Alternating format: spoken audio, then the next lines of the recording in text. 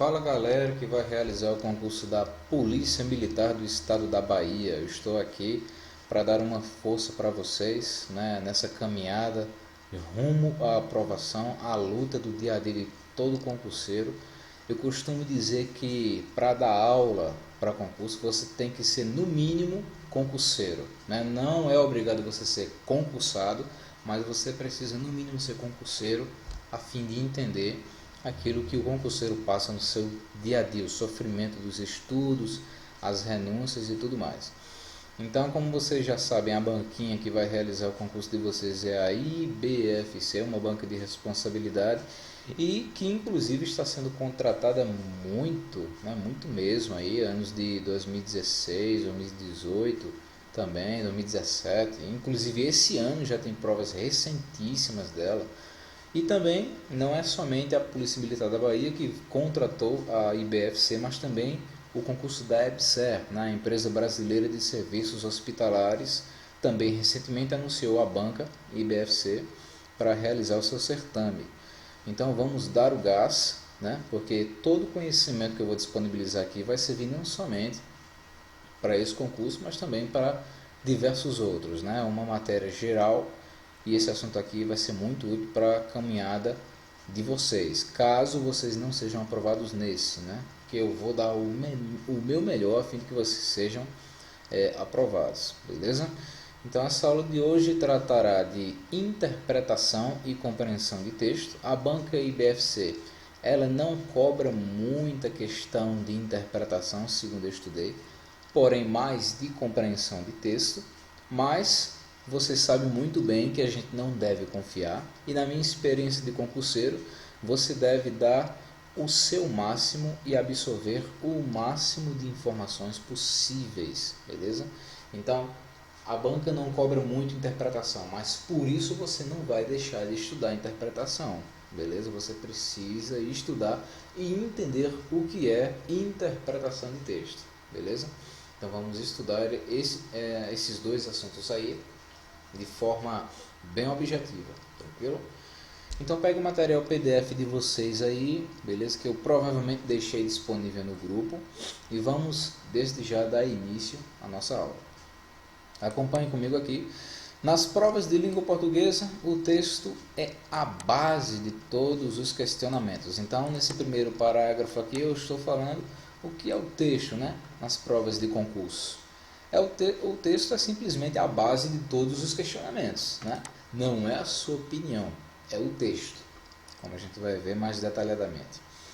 As questões de interpretação e compreensão exigem do candidato um conhecimento das estruturas de um texto e um amplo vocabulário, um amplo conhecimento das palavras da língua portuguesa. Por isso, amigão, que você precisa ter um dicionário em casa. Você precisa estar assistindo essa minha aula com um dicionário do lado. Você precisa ter um bom entendimento das palavras da língua portuguesa a fim de não ser enganado pela banca, ok? E a IBFC, ela gosta um pouquinho só de cobrar palavras com outros sentidos, com sentidos variados e palavras que não se usam comumente, e exigir o significado dessas palavras dentro do contexto, né? Ela vai cobrar você, de acordo com o contexto, qual é o significado da palavra difícil, beleza? Como nós veremos mais na frente. Então, continuando, deve-se ficar atento ao fato de que as frases geralmente possuem significados de acordo com o contexto em que estão inseridas. Logo, torna-se necessário confrontar todas as partes de um texto para resolver uma questão. Então você precisa confrontar todas as partes de um texto, todas as frases, a fim de entender o todo, para você resolver a questão que a banca está solicitando para você. Além disso, vale entender os dois principais níveis de leitura. Existem dois níveis de leitura, pessoal. Primeiro, a decodificação, que é a leitura do grosso, né? É aquilo que está explícito no texto, é o que está escancarado no texto. E a inferência, que no caso são os elementos implícitos, as deduções, as conclusões, a intenção do autor, certo? É aquilo que está, na verdade, nas entrelinhas, tranquilo? Então, vamos pegar um exemplo simples aqui, a fim de que vocês entendam isso. É um exemplo besta, mas vai dar para vocês entenderem.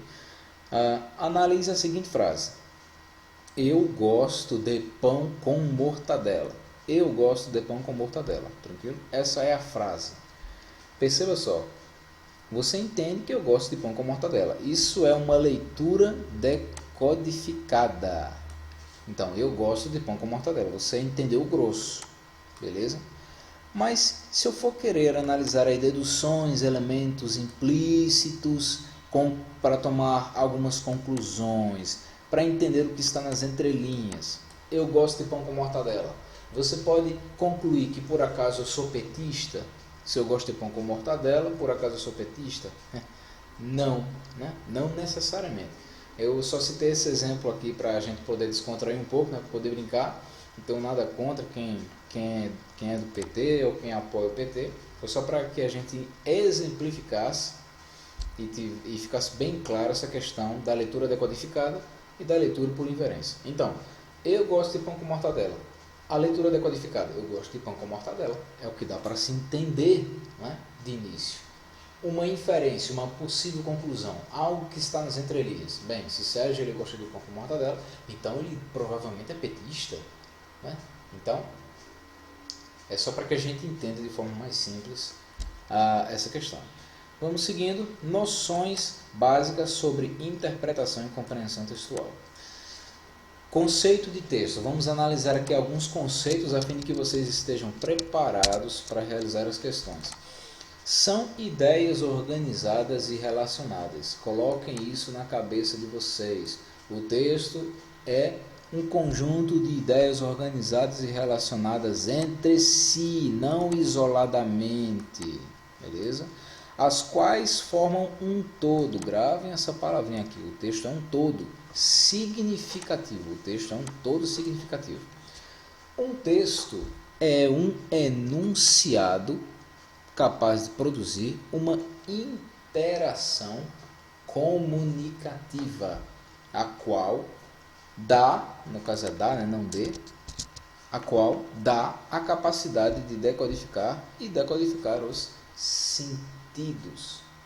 Tranquilo? Então o texto é isso, é um enunciado capaz de produzir uma interação comunicativa, a qual dá a capacidade de codificar e decodificar os sentidos. Seguindo, significado de contexto. Um texto é um enunciado que tem um sentido e é constituído por meio de frases. Em cada uma delas há uma relação de coesão. Observem só o significado de contexto. Um texto é um enunciado que tem sentido e é constituído por meio de frases.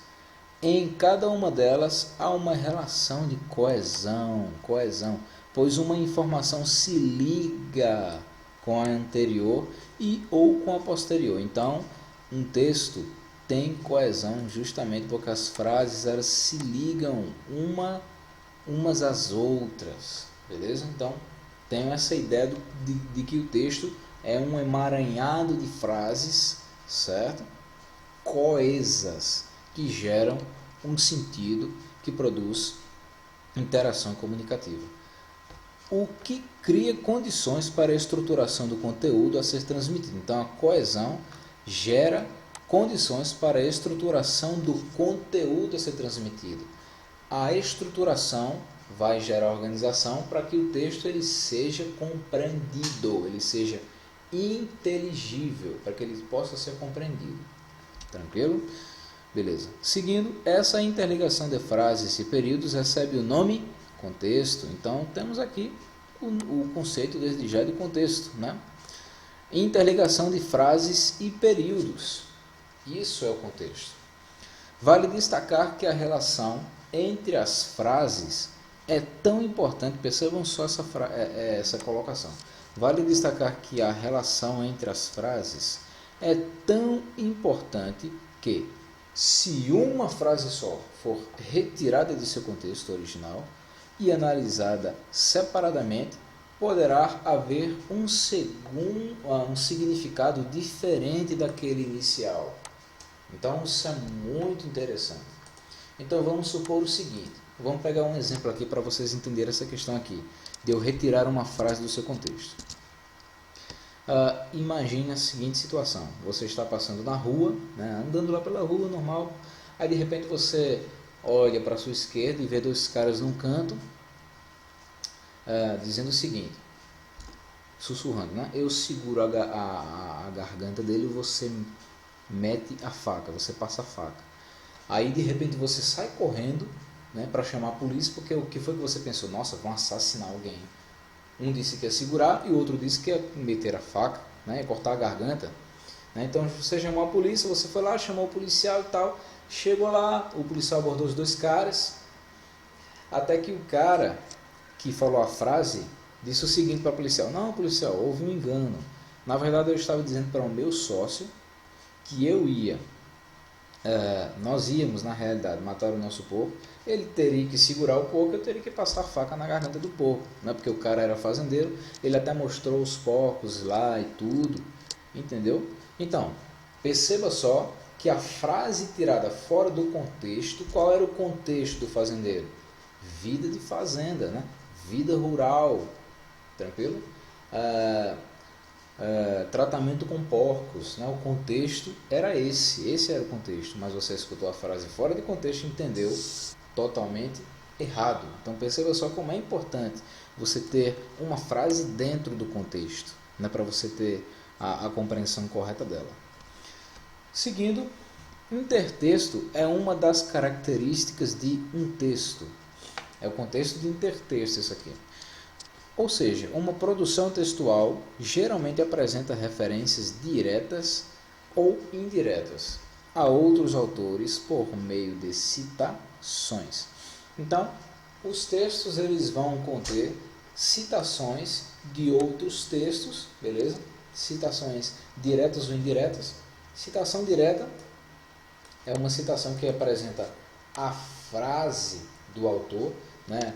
Existe a colocação, fulano de tal diz o seguinte, aí pula um parágrafo, está lá a citação do autor, o próprio autor falando em primeira pessoa, tranquilo? Geralmente. E a indireta é quando o próprio autor do texto, o autor do texto que cita outro texto, ele parafraseia, ou seja, ele reformula a ideia do autor, ele não reformula, na verdade ele adapta, né? Ele reproduz a mesma ideia do autor com outras palavras, ok? Mas você me pergunta, Sérgio, como é que a IBFC pode cobrar essas coisas aqui de mim, Sérgio? Porque você me explicou o conceito de contexto, beleza? Me explicou aí o significado, o conceito de texto, aliás, me explicou o significado de contexto e de intertexto, beleza, mas como é que a IBFC pode me cobrar? É o que a gente vai ver agora. Porque para mim não adianta estar falando aqui sem abordar na prática, né? É necessário, fundamental ter a prática. Então a gente vai analisar esse texto aqui, ó, que está também aí no material, beleza? A gente vai fazer a leitura dele, vocês vão ler junto comigo, a fim de que nós possamos, como é que eu posso dizer, mastigar esse texto, porque ele vai servir para a resolução de algumas questões posteriores, bem como esse outro texto aqui, ó, essa charge, tranquilo? Então, o que vocês precisam fazer em relação a essa questão da leitura? Quando vocês se depararem, pessoal, com um texto, vocês precisam, em primeiro lugar, fazer uma leitura corrida, entendeu? Se as questões, se a primeira questão, a segunda questão e tal, não for de interpretação de texto, sim de tipo de ortografia ou gramática, né, no geral, se for de gramática no geral, aí vocês partam, né? Vocês partam para a questão, tranquilo? Se a questão não exige que você compreenda o texto como um todo para poder resolver a questão, não há por que ler o texto agora. Está entendendo aí? Mas se a questão 1 for de interpretação de texto, leia o texto inteiro pelo menos 2 vezes. Como assim, Sérgio? Bem, a primeira leitura que você vai fazer do texto é uma leitura corrida. Como assim? você vai pegar a sua caneta e vai ler, certo? Vai ler sem parar, sem pausa. Isso, você vai ler sem pausa, beleza? Com calma, por mais que a pressão da prova proporcione estresse em você, você vai ler com calma, beleza? E vai colocar a caneta aqui e vai lendo o texto sem parar e tal, focado ali. A primeira leitura, ela vai servir justamente para que você saiba dizer a ideia geral do texto, beleza? Você possa olhar para o texto e dizer, esse texto fala disso aqui, de forma geral, beleza? A segunda leitura você já vai abordar de forma mais incisiva, você vai se deter nos parágrafos do texto de forma mais concentrada. Você vai riscar, né? Você vai anotar do lado as ideias, já para ter uma ideia de como o texto se estrutura, qual é a ideia principal, a ideia secundária, beleza? Então percebam só, você vai de parágrafo a parágrafo e tente encontrar o chamado tópico frasal em cada parágrafo. O que é tópico frasal, Sérgio? Tópico frasal é justamente como é que eu posso dizer? É a frase que introduz a ideia principal do parágrafo, beleza? No caso desse parágrafo primeiro aqui, nós não temos o próprio parágrafo primeiro aqui inteiro é um tópico frasal. Vamos começar desde já a leitura. Antes de mais nada, parem, peguem o material de vocês e leiam esse texto aqui. Vocês fazem a leitura corrida, aí depois vocês vêm para cá, beleza? Para fazer essa leitura mais detida que eu vou fazer aqui. Então, pausou, leu, voltou para cá. Vamos embora, tranquilo? Então, parágrafo 1º diz: já faz 6 meses que o atual surto de ebola na África Ocidental despertou a atenção da comunidade internacional, mas nada sugere que as medidas até agora adotadas para refrear o avanço da doença tenham sido eficazes. Então, meu irmão, perceba só que esse parágrafo aqui, ele traz duas ideias. A primeira ideia é a seguinte: já faz 6 meses que o atual surto de ebola na África Ocidental despertou a atenção da comunidade internacional. Beleza? Essa é a primeira ideia. Qual é a segunda ideia? A segunda ideia é aquela que é introduzida aqui, ó, e antecedida pela conjunção adversativa mas. Se vocês não sabem, a conjunção adversativa ela dá uma ideia de oposição de ideias, né? Ela traz uma ideia de oposição a uma ideia anterior, tranquilo? Então, a ideia anterior era que o surto de ebola já completou 6 meses e chamou a atenção da comunidade internacional. Agora entenda, mas nada sugere que as medidas até agora adotadas para refrear o avanço da doença tenham sido eficazes. Então ele contrapôs a ideia. Tranquilo, o surto do ebola chamou a atenção da comunidade internacional, né? A partir da leitura dessa ideia você diz, poxa, então a comunidade internacional ela se despertou para poder agir contra o surto do ebola. Porém, em seguida, ele introduz uma ideia que gera uma oposição. Ele diz, não, mas nada sugere que as medidas até agora adotadas para refrear o avanço da doença tenham sido eficazes. Então, o resumo desse parágrafo é, inclusive vocês precisam fazer exatamente isso, risquem o parágrafo inteiro, sublinhem, né? E coloquem aqui do lado o resumo do parágrafo, tipo uma frase. Se puder colocar numa frase melhor ainda, mas nem sempre vai dar. Então vocês poderiam colocar, surto do ebola já completa 6 meses, né? Mas as atitudes tomadas pela comunidade internacional não se mostraram eficazes até o momento. Mais ou menos assim vocês colocam, entendeu? A fim de que vocês possam memorizar as ideias principais do parágrafo, tranquilo? Tranquilo, beleza.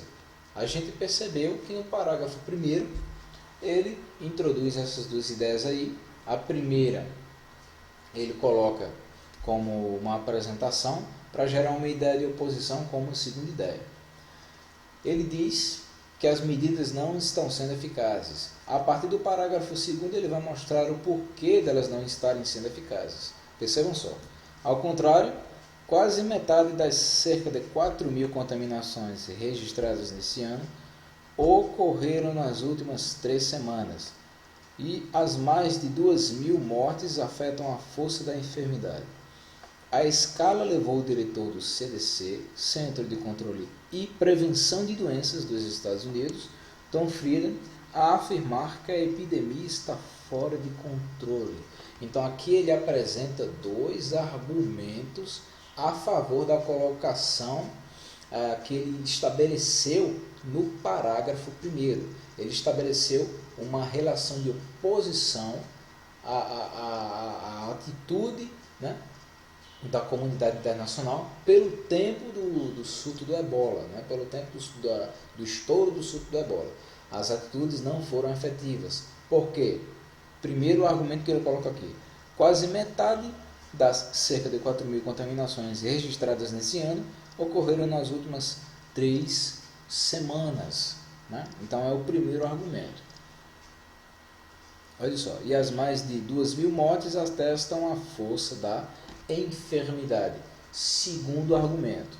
Terceiro argumento: a escalada levou o diretor do CDC dos Estados Unidos, Tom Frieden, a afirmar que a epidemia está fora de controle. Então são 3 argumentos aqui para defender a posição que ele estabeleceu no parágrafo 1º. Aí vocês me perguntam: Sérgio, por que você está sempre remetendo à ideia anterior? Justamente para que vocês entendam que o texto ele é um todo significativo. Tranquilo? O parágrafo ele não existe por existir. Tranquilo? A ideia não está estruturada da forma que está à toa. Ok? Então, observe essa partícula aqui. Ao contrário, dá uma ideia justamente de oposição. Né? Dá uma ideia de oposição. Eu poderia muito bem substituir essa expressão aqui, ó, por porém. Né? Por porém. Nesse sentido, esse ao contrário aqui tem o sentido tem a função de uma conjunção adversativa, né? Tem um peso de uma conjunção adversativa, dá um entendimento de oposição, ok? Beleza, seguindo. Nesse parágrafo aqui, ele também irá favorecer, né, com a argumentação, a ideia estabelecida no parágrafo 1º. O vírus encontrou ambiente propício para se propagar. De um lado, as condições sanitárias e econômicas dos países afetados são as piores possíveis.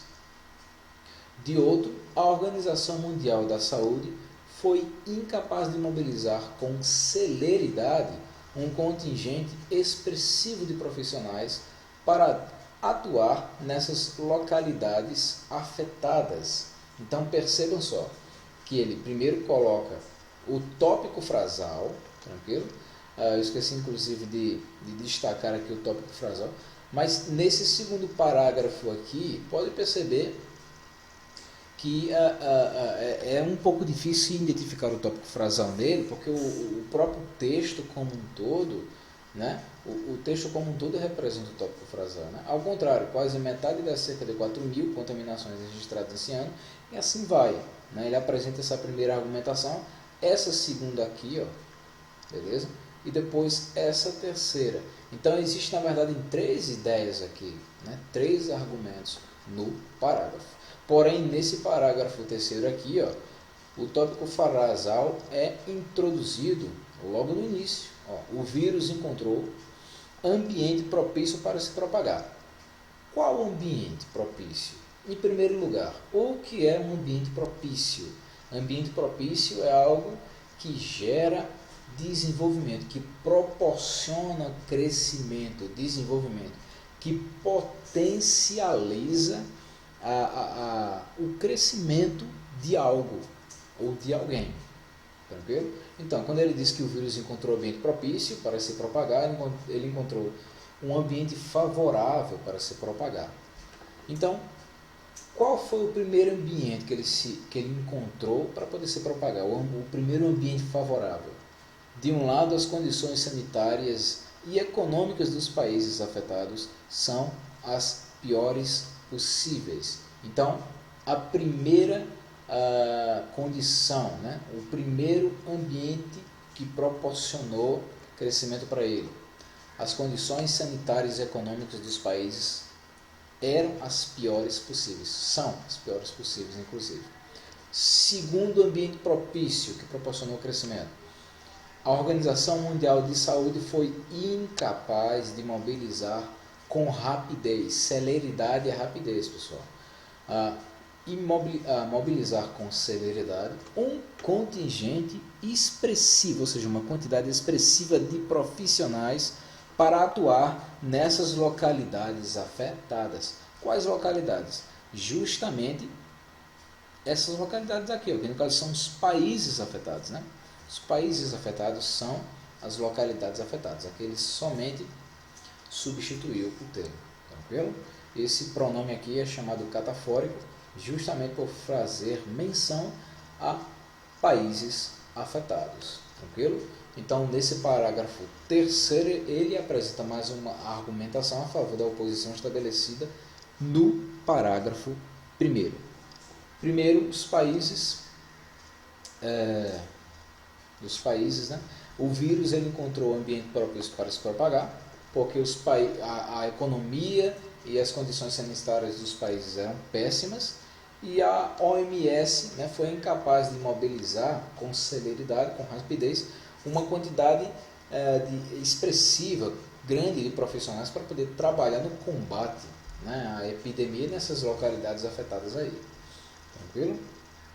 Vamos devagarzinho, vamos andando. A partir do parágrafo 4º, pessoal, vocês vão perceber que ele vai tecer um argumento a favor da OMS. Leia comigo. Verdade que uma parcela das debilidades da OMS se explica por problemas financeiros. Esse é o tópico frasal. Verdade que uma parcela das debilidades da OMS se explica por problemas financeiros. Pronto. Ele vai falar justamente sobre as debilidades da OMS. Por que elas ocorrem? Né? Só 20% dos recursos da entidade vem de contribuições compulsórias dos países membros, o restante é formado por doações voluntárias. Então, 20% daquilo que a OMS recebe é contribuição compulsória dos países membros e 80% é contribuição voluntária, ou seja, doação voluntária, aliás. Então, essa é a primeira razão que ele apresenta em defesa da OMS, a primeira. Ele vai no parágrafo seguinte aqui, no parágrafo 6º, né, que é o 4º, 5º e 6º. Na verdade, no 5º aqui, no 5º ele vai tecer outro argumento a favor da OMS. Leia só. A crise econômica mundial se fez sentir também nessa área e a organização perdeu quase 1 bilhão de seu orçamento bianual, hoje de quase 4 bilhões. Percebam só, vamos analisar essa primeira ideia aqui. A crise econômica mundial se fez sentir também nessa área. Esse pronome aqui, pronome é uma palavra que substitui o nome, como provavelmente vocês já sabem. Então, nessa área, qual área ele está falando? De que área ele está falando aqui? A área de saúde, justamente, porque quando ele remete ao parágrafo anterior, lembre-se que esse pronome é um pronome anafórico, que remete a algo que foi dito anteriormente. Eu preciso adiantar para vocês esse assunto aqui. Pronome catafórico é um pronome que remete a algo que será dito ainda. Tranquilo? Então, ele se remete ao parágrafo anterior, provavelmente, em relação à OMS, a Organização Mundial da Saúde. Então, a área da qual ele fala é justamente a área da saúde. E ele desenvolve dizendo que a OMS ela sofreu devido à crise na área da saúde e o orçamento dela, que era o bianual, né, de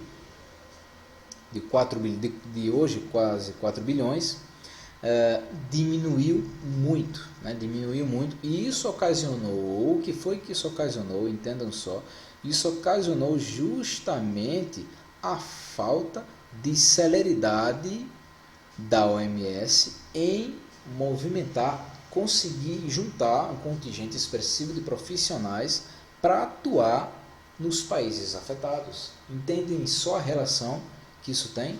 Eu vou sempre estar fazendo isso para que vocês entendam bem que o texto é um todo, ele não possui uma estrutura isolada, tranquilo?